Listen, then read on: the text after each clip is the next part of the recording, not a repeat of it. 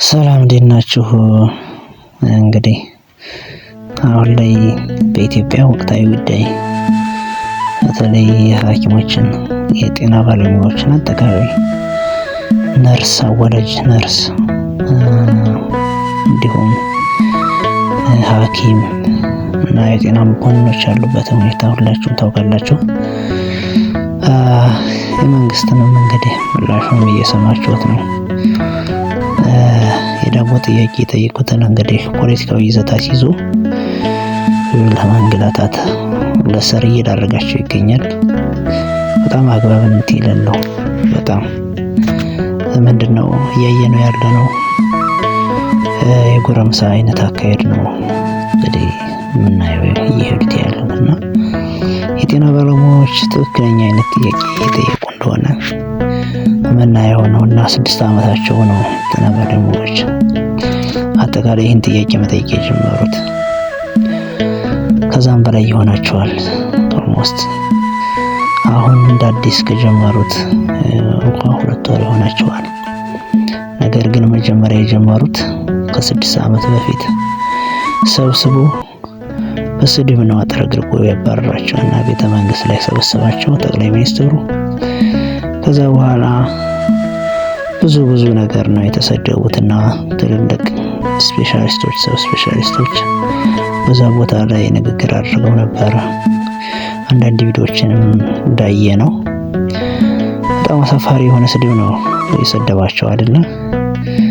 ምንድነው አንተ የጤና ባለሙያዎች ቆሻሻ ገወናችሁን ሳታጥቡ እኔን ደሞዝ አትጠይቁኝ አይነት ስድብም ሰድቧቸዋልና የጤና ባለሙያው ታዲያ ሳሙና የሚገዛበት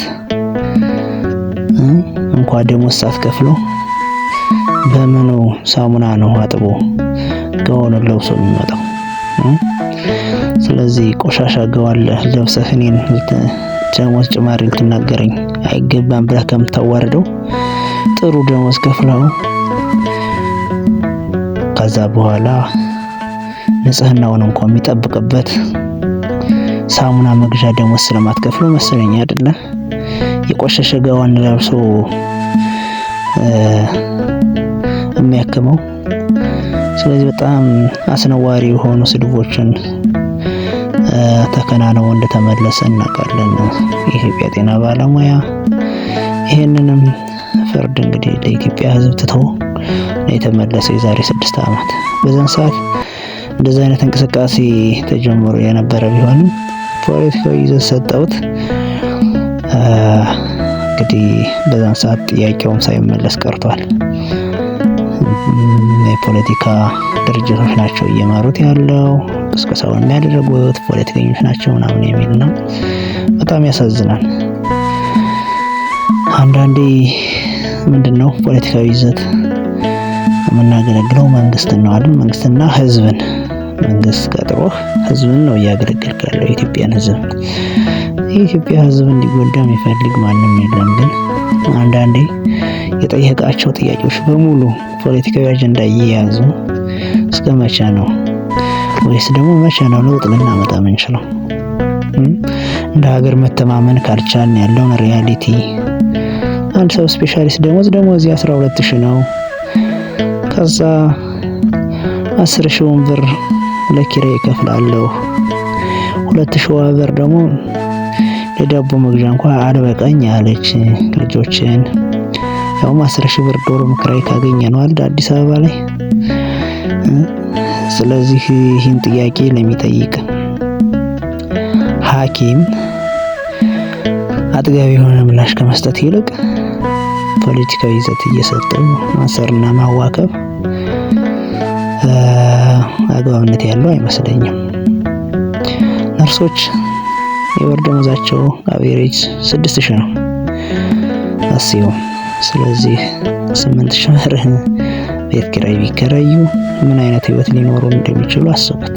አዲስ አበባ ላይ ትልቅ ከተማ ላይ። ስለዚህ የመኖር ያለመኖር ጥያቄ ከአሁን በፊትም ተጠይቋል። አሁን ላይ ስራ እየሰሩ እየጠየቁ የሚባለው የቆየ ነው። 6 ዓመት ሙሉ የኢትዮጵያ የሕክምና ባለሙያ የጤና ባለሙያ ስራውን እየሰራ ጠይቋል አይደል? 6 ዓመት ያልጠየቀውን መልስ የጠየቀውን ጥያቄ መልስ ያልሰጠ መንግስት መቼም በአንድ ወር በ2 ወር ውስጥ ይሰጣል ተብሎ ባይገመትም ግን ሁኔታውን በዚህ 2 ወር ውስጥ የኢትዮጵያ ጤና ባለሙያዎችም በማሳወቅ ነው ወደ እንቅስቃሴ የገቡት። አስቸጋሪ ነው። ጎረምሳ የሰፈር ጎረምሳ ነው የሚመስለው። ውረድ እንውረድ፣ እንግጠም፣ እንተያይ፣ ከዛ በኋላ ይለይልናል አይነት ነገር ያለ የሰፈር ጎረምሳ አለ። እንደዛ ህፃን ሆነንም የምናያቸው እንደዛ ነው የሚመስለው። አሁን ላይ ያለው የኢትዮጵያ ካሬና የጤና ባለሙያ በድህነት የሚኖር ጎስቋላ የሆነ የማህበረሰብ ክፍል ነው። ይህንን ችግር ከመፍታት ይልቅ ብዙ የሚያደርጉትን እያየን ነው። በየሰፈሩ እየገቡ ባለሙያዎችን እያሰሩ እያዋከቡ ይገኛሉና በማሰር መፍትሄ አይመጣም ነው። በማሰር የሚመጣ መፍትሄ የለም። ማንም እንግዲህ እንደዛ አይነት አስሮ መፍትሄ የሚመጣ ከሆነ በጣም ይገርመኛል። ሁሉም የኢትዮጵያ ጤና ባለሙያ ተስፋ ቆርጧል። በምትከፍሉትም ደሞዝ ተስፋ ቆርጧል። በኑሮም ተስፋ ቆርጧል። ባለው ሀገራዊ ሁኔታም ተስፋ ቆርጧል። በእናንተም ተስፋ ቆርጧል። አምላኩን ብቻ ተማምኖ ወደፊት ብቻ የሚሄድ አይነት ነው አሁን ያለው የጤና ባለሙያና መልስ መስጠቱ በጊዜ ነገሮች እንዳይበባሱ ያደርጋቸዋል የሚል እምነት አለኝ እኔ። እናንተ ደግሞ እያሰባችሁት ያላችሁትን ነው እንግዲህ በጡቻችሁ እንደምታስቡ ነው አሁን እየገባኝ ያለው።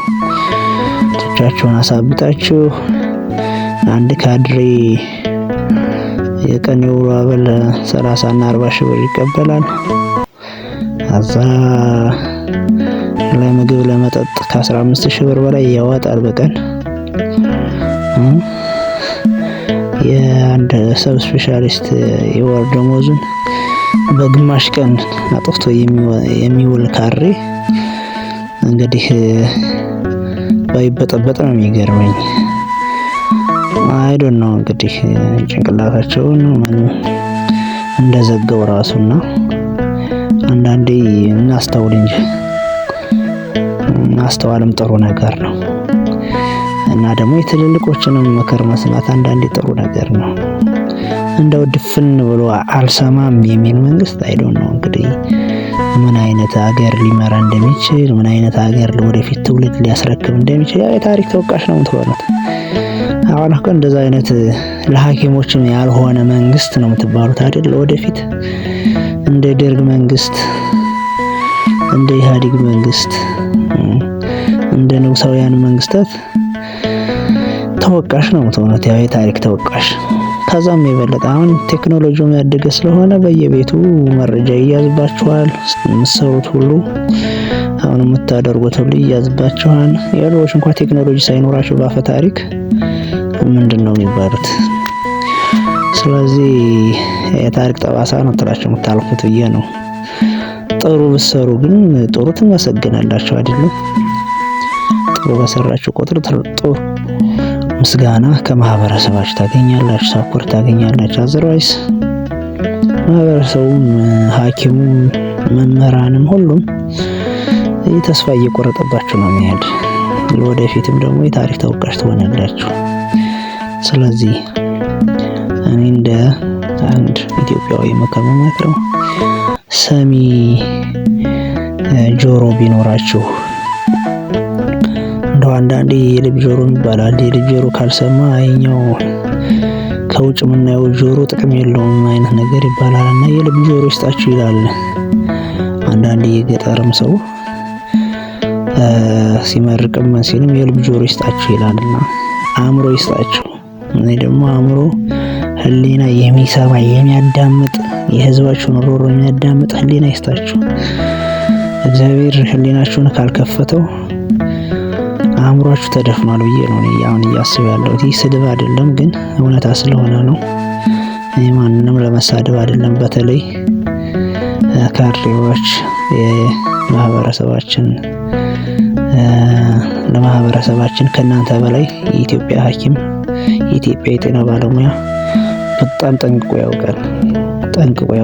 ርህራሄን ከእናንተ በላይ 1 ሚሊዮን እጥፍ ከእናንተ በላይ ርህራሄን የኢትዮጵያ የጤና ባለሙያ ጠንቅቆ ያውቃል።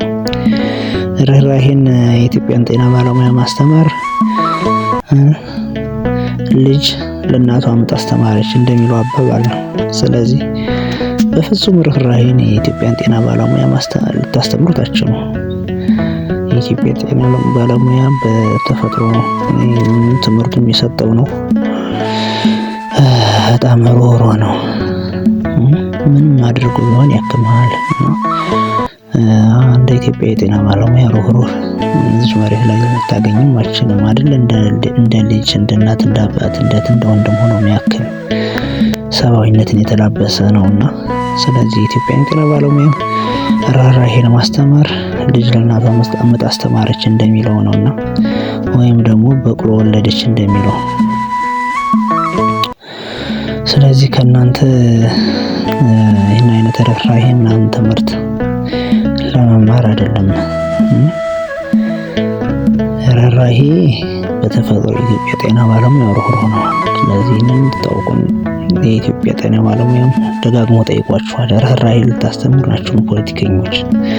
እኛ በተፈጥሯችን ጸጋ ትምህርቱም ሊሆን ይችላል የሰጠን የተፈጥሮ ሩህሩህነት አለን ነው። በተፈጥሯቸው ከእግዚአብሔር የተመረጡ እስከሚባሉ ድረስ ሩህሩህ ናቸው የጤና ባለሙያዎቹ። ስለዚህ ርህራሄን ለኢትዮጵያ ጤና ባለሙያዎች ለማስተማር መሞከር ቂልነት ይመስለኛል። አመሰግናለሁ።